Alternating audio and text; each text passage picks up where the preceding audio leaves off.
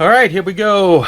Jeff here. We're going to try something different, something I've never done before, and I may not be doing it right. And if I am not doing it right or not doing it the way that you think I should do it, please excuse me, because I've never done this before. But we're going to do a comparison, a sound comparison. As I showed in the video, what was it, yesterday or whatever, day before, I got the new 2020 edition of Recon Behind Enemy Lines. This is the one that just came out from Rocks. It's on the camouflage green. It's a new remaster by Rob Caldwell. And I wasn't going to get it at first because I already owned the earlier vinyl pressing from 2015. And I thought, why do I need it a second time? But I kept hearing people online talking about the difference in the sound and how the remastering was better and blah, blah, blah, blah. Is it really that big of a deal? Well, fine. You know, your peer pressure. You're interested. So I went ahead and bought it. And so I got it in, as I showed the other day. So what I wanted to do, as somebody suggests, is maybe do a side-by-side test. Now, I've never done one of these before. I think I kind of covered the areas pretty well. So, you know, bear with me if you think it should be done a different way. Now, so I went today to start this, and I went and grabbed the 2015 off the shelf. This one was already off the shelf. I went and grabbed this off the shelf, and immediately when I had these both in my hand, the old 2015 is definitely heavier. It is definitely heavier. And usually heavier is better. So I was kind of surprised. I would think it'd be the other way around. This is the one that's on black vinyl. I didn't have the orange. I don't have a weight. I can't weigh and say how many grams it is. But you can, I mean, I put a little pressure on it. This feels, you know, what you would think like 180 gram would feel like. So I don't recall when this was released whether they,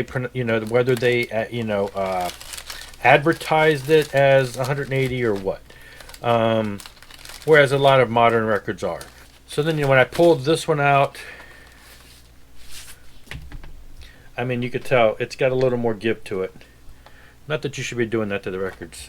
It is beautiful, though. And it could just be, I understand that when you do the different types of splatter type vinyl, that it has to tend to be thinner.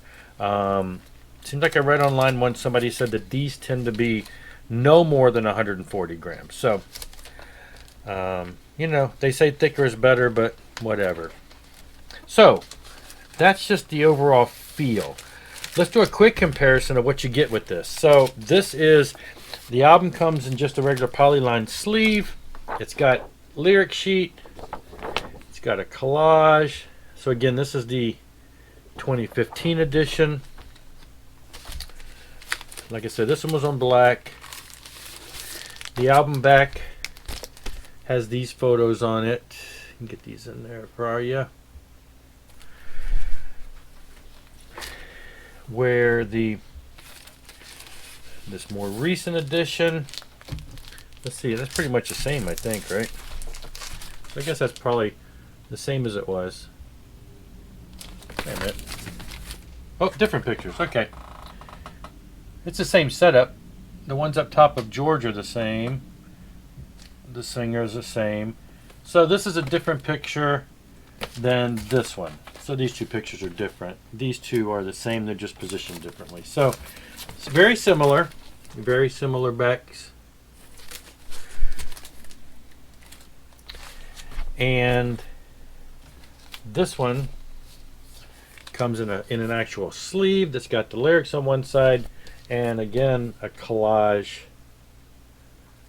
Now this is a paper sleeve, it's not polyline, but these sleeves drive me crazy because there's so much static. I drop a polyline. I have these poly sleeves that are rounded at the bottom. Makes it really easy to drop into a sleeve, a paper square sleeve. Usually the square plastic sleeves, when you go to fold them in there, the corners start folding up and bunching up. I can't stand that, so I bought those, and they work really well to get it in and out. So that's what I always do. That's just me. Let's compare these real quick. Yeah, so we've got similar pictures. A lot of the same pictures are probably, I see a couple, but there's more on the new one. There's more of a collage than there. All right, enough with the cosmetics. So the old one is heavier because it's on black vinyl. The new one is a little thinner because it's on splatter vinyl. Okay, let's talk sound. I did 2 different tests. I pre-recorded these, and I'm going to put them in here so you can see. One is where I actually recorded the albums through my computer, and I'll explain that when I show that. And then the second test I did, I actually stood with the camera and the microphone hanging above, right near the speaker, looking at the record, and I recorded samples of a different song that's really bass heavy that would hopefully feel the difference for both albums, and we're going to do a comparison of that. So let's jump right into that. First, we're going to look at the actual sound samples that I captured from the actual vinyl recordings into the computer. Okay, and so what we have here is I took each one of the albums. This is the 2015 remaster, and this is a 2020 remaster. And I connected them via USB because of my turntable does that. Connected to the computer, used Audacity, and like the first minute or so of the first track of the album. And then I did it for both, of course, and have pulled them up side by side and pretty much synced them up pretty well. Now, if you look at this is the 2015. There's not a whole lot of drastic difference, but you can see there's a little more fatness in the opening, movements in there.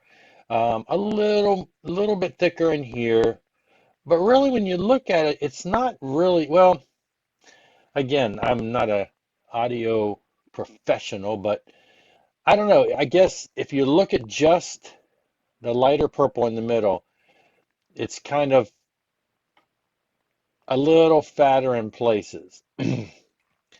Now, a lot of people, before I did the test, a lot of people were saying that the old version was very boomy, which would mean more bass, which would explain this fatness here. Whereas you can see the lighter purple here is kind of a little more straight. The overall wave is not drastically taller, but it is taller here, but it's the middle wave is, you can tell, there's a little more stability, it seems like. Again, I don't know all the words because I'm not an audio, professional. But just looking at it, it doesn't look drastically different, but it does appear that this is going to be a little more, got a little more volume to it. And overall, it's fairly consistent. At times, there is a little more, looks like a little more dynamic range going on, whereas this is kind of flat at times. Again, just initial analysis. So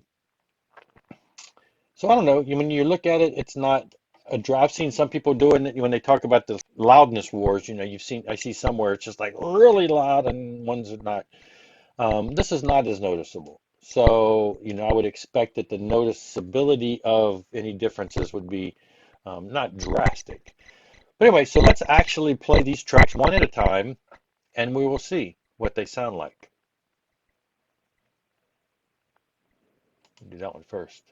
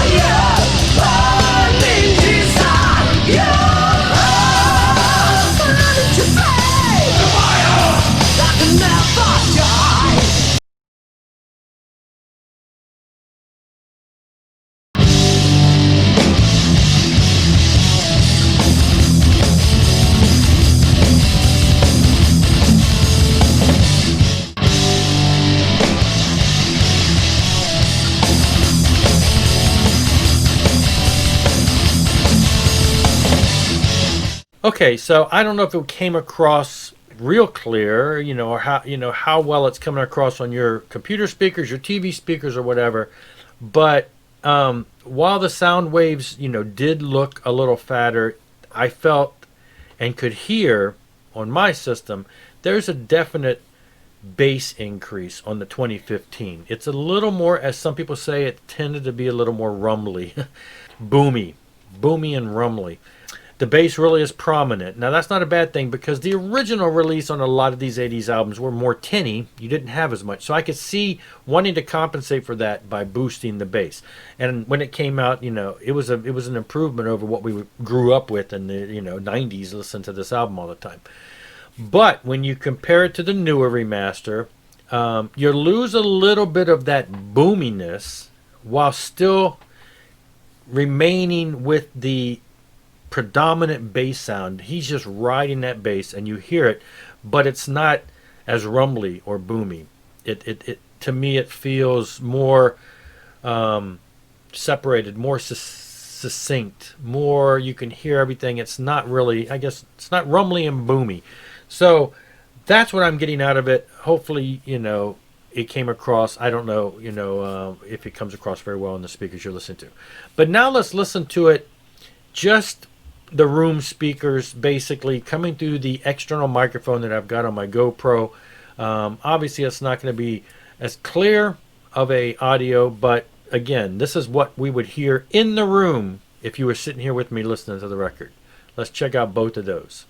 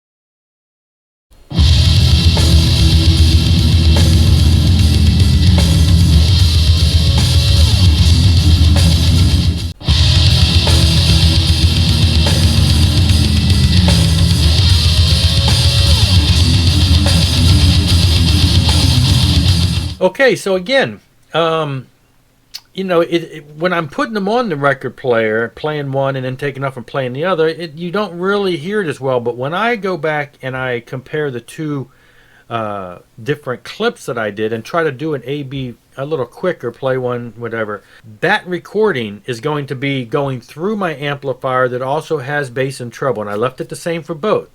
I tend to boost the bass a little bit. I don't like things to be real bassy. I am, growing up in the 80s, everything did seem to be more trebly, so I always kind of crank the treble a little and add a little more than half of the bass just to kind of give it that bottom end. But so that's what they both sound like, at the exact same EQ on that. And the older edition does feel, in the room volume, does kind of have more of a rumbly feel. So overall, I don't think it's a huge difference, but it is a difference. And I am a little appreciating the newer one a little better. I definitely think the 2020 remaster by Rob Caldwell is a noticeable enough improvement in the sound that I'm glad I made the step up. But yeah, so that's my little test, and hopefully you found that somewhat interesting, and hopefully I did it justice with the way I did it. Anyway, thanks for watching. Let me know what you think. Could you tell the difference? What do you think on an album that's kind of close but noticeably different? Would you buy it, or do you really make that much of an audiophile mentality in your ears to where I need to buy this one because it's better? Let me know what you think, and leave a comment. Talk to you later. Rock on.